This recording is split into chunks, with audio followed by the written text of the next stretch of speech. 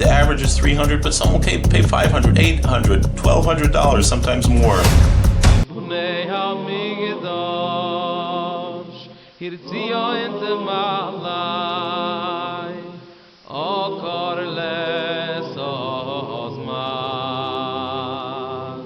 Alright, shalom everyone, bruchim habayim and welcome. I'm Rabbi Joe Kolakowski, the Koblenzer Rebbe, and I wanted to tell you something that no one body in my community talked about openly for a long time.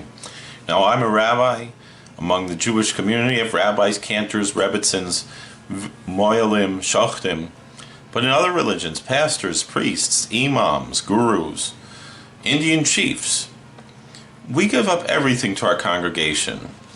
We show up 6 a.m. for minyan. We're there at 2 a.m. when someone's in crisis. We prepare the sermons, lead the learning, counsel the families. At the end of the month, the paycheck doesn't always reflect that. For years, I assumed that was just part of the deal, that my reward is spiritual, not financial. And while that's of course true, I also have a family to support, a mortgage, and yes, I like a good piece of kugel, don't you? So I started asking, what could I do with the skills and credibility I already have as a rabbi to build real additional income? What I found changed everything. Today I'm going to walk you through 5 side hustles that worked for me, practical, dignified, and completely compatible with my calling. And whether you're a rabbi, a minister, a priest, or any faith leader of any religion, sometimes particularly of some of the minority religions, this is for you. Let's go. Number 5. Online courses and digital Torah classes. The one with the most long-term potential in my view is online courses and digital education. We know COVID changed everything, at least the reaction to COVID.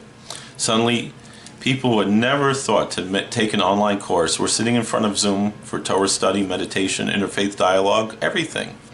And sometimes they were paying for it. One person I know started with a simple 8-week online course, Introduction to Kabbalah for the Spiritually Curious, open to people for all backgrounds, hosted on Teachable.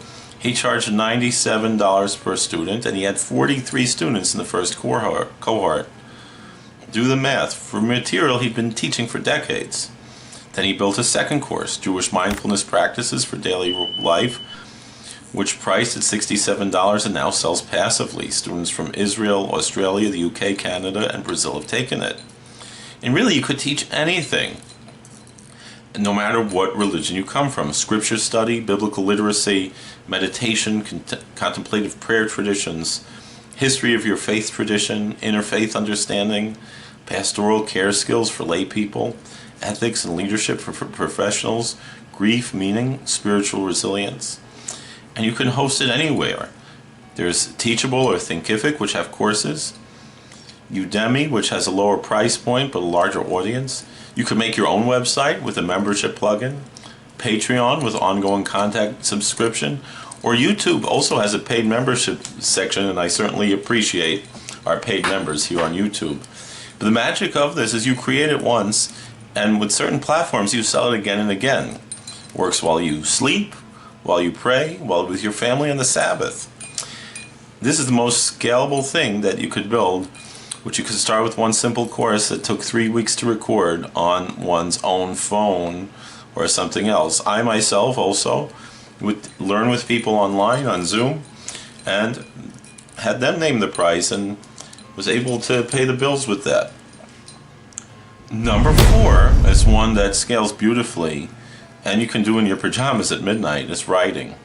I know every rabbi writes a drasha, every priest writes his homily, every pastor writes his sermon, and every imam writes his khutbah. I'm talking about taking that wisdom and packaging it for publications that will pay you. You could start small, pitch an essay to a Jewish magazine. I myself wrote for the forward stories of articles and stories, and they ran it.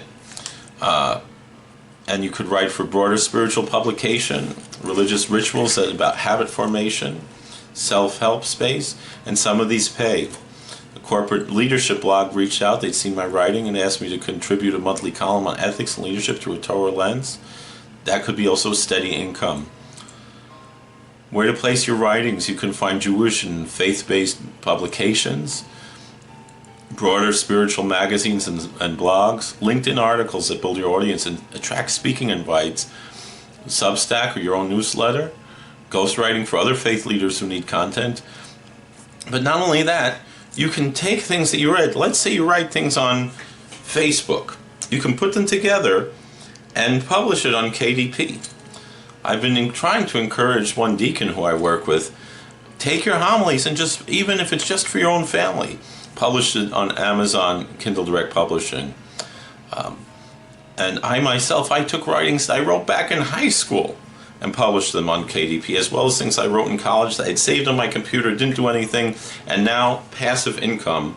Might not be a lot of money, but it's there when you need it. The key insight is you're not just a rabbi, a priest, or a pastor. You're an expert in human nature, ethics, community, grief, joy, and the longest running book in human history. Editors and readers want that perspective. Package it, pitch it, and get paid. I've had pieces published in many different outlets, and it can become a real income stream, and it expanded my reach far beyond my own congregation. Number 3 is one that honestly took me the longest to see as legitimate, and it's getting paid to speak.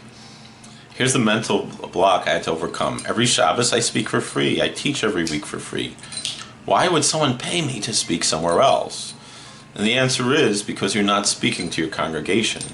You're speaking to corporate audiences, university students, interfaith groups, leadership conferences, nonprofit galas, and Shabbaton events at other communities who don't have daily access to you. There's the old saying, no one is a prophet in his own city. I've had paid speaking engagements that came from universities' Jewish Speaking Center, speaking on resilience through a Hasidic lens. Another friend of mine had something similar. 1 hour was $1,000 honorarium plus travel. He was floored. From there, you could start positioning yourself more intentionally. Create a one-page speaker bio.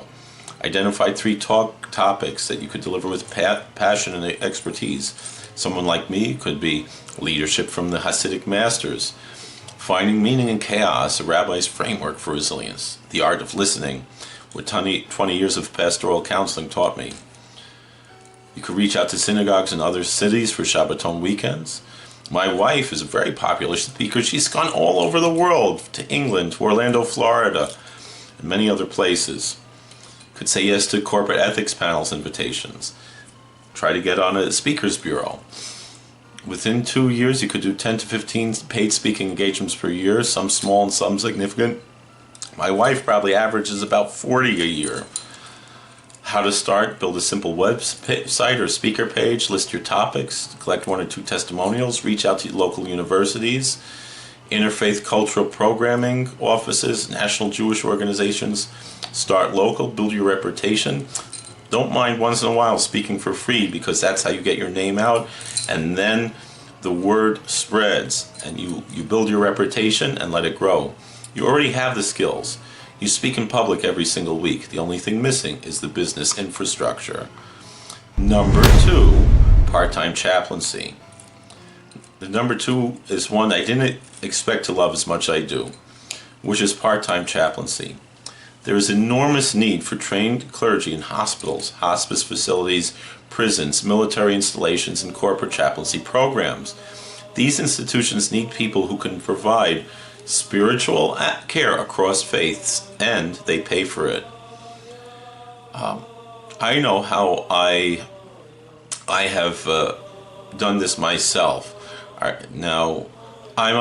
started off, I was a rabbi in a synagogue down in Virginia, and I got a big package in the mail from the local federal prison. They were looking for a rabbi. And so I filled it out. I was very excited for it. And they asked me, oh, you need a price. I could tell that story more in depth later. I named my price. It was a little bit lower than the other rabbi, and that's how I got my first job in chaplaincy. Here and there, I would volunteer in different chaplaincy positions. Eventually, I saw an opening.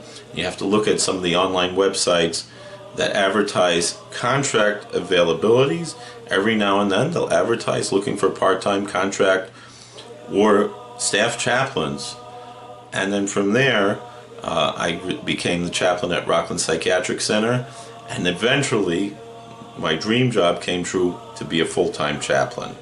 And so these often go on, and you could actually, even just part-time, make between $15,000 to $40,000 a year. And that you don't always need full certification for all of these positions. And sometimes it could just be per diem chaplaincy, or even if you start as a volunteer, don't think that that means you will never get paid. You could start as a volunteer and grow into a full-time chaplain, as many of my colleagues have done, including myself. You could look into the Association of Professional Chaplains, board certification through Neshama if you're a Jewish chaplain. Having those credentials helps, but I'm not a certified chaplain, other than with one of the smaller organizations, but not board certified.